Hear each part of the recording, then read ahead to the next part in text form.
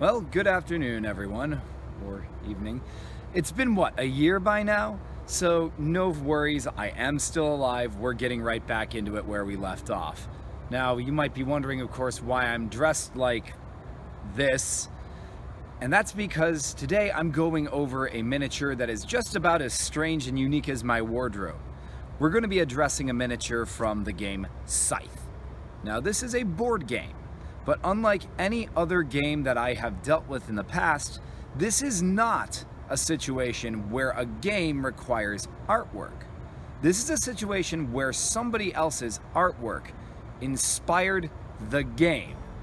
The artist's name is Jakub Rogalski, and he, of course, being a Polish man, likes to draw a lot of things from Polish history mixed with some fantasy, steampunk, and dieselpunk. And it's his work that set the setting for both the Iron Harvest video games and for Scythe. So you heard me right on that. This is all because a Polish artist basically had a wacky concept of alternate history, and out of his concept of alternate history, a miniature line, a board, a set of rules and mechanics just kind of exploded out of the ether and formed this Kickstarter funded campaign game from 2016. So what we're going to be taking a look at today is my favorite faction, of course, POLANIA. So today we will be focusing on Anna and her bear Wojtek, which to you history nerds should sound familiar because Wojtek is the name of the bear that joined up with the Polish military in World War II and served in their artillery supply lines. This is a nod to him. So enough about this, enough about the history, let's dive right into the painting. I'll see you at the table. So let's make this session truly Slav. We got our kvass here. We're going to have a little bit of simichki on the side, and to make things really interesting, let's make some kompot on top of it all. Now, this is pretty much going to be the analogy for the entire painting process, so bear with me on that. But for right now, let's just dive right on in and get to work on some POLANIA.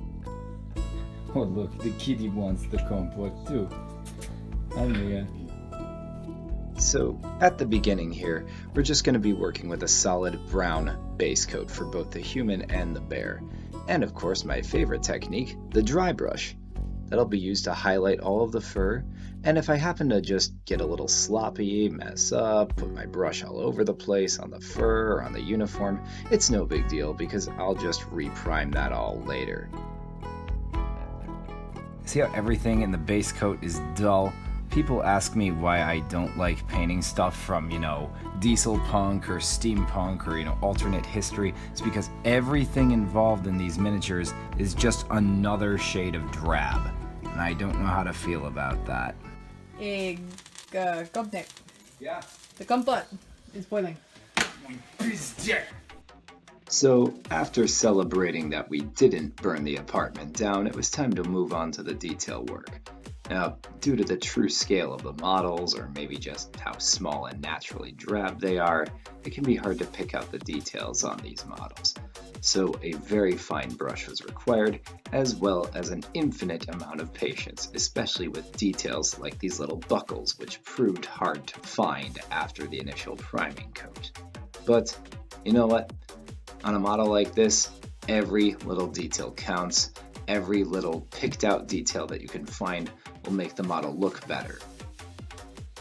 Making kompot is a lot like painting in the sense that sometimes once you get the base layer done and you get just the right color, it still needs a bit of something more. So here's some contrast, maybe some highlights, some dry brushing, some inking. Yeah, in those proportions.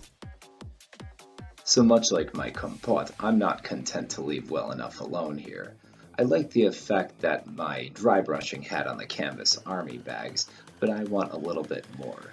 So in order to give it a more scuffed up, informal look, I have mixed some bright yellow with that dark green, and I'll just dab a thin layer on the top there and smudge it with my thumb, and that makes it look even more worn out. Now, for something that looks a whole lot better, let's give Wojtek here a Polish flag as a leg adornment. Yeah, that's turning out pretty well. He'll be ready to hit the field and do his namesake honor. Well, here he is, Wojtek the Bear in all of his glory. What a legacy. It's a pretty cool mascot. So. I mean, yeah, but he served with them from 43 to 45? 1943 to 1945? So 2 years of military service as a bear?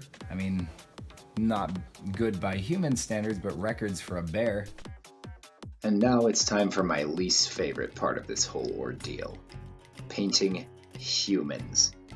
This face is abysmal. I started with a coat of brown and I'm slowly painting the flesh up with light mixed colors of pink, flesh, and bone. And then after I've just given her a quick dry brush over her coat and adorned her with Polish flags as well, I'll brush the hat to give it more contour, same with the belts.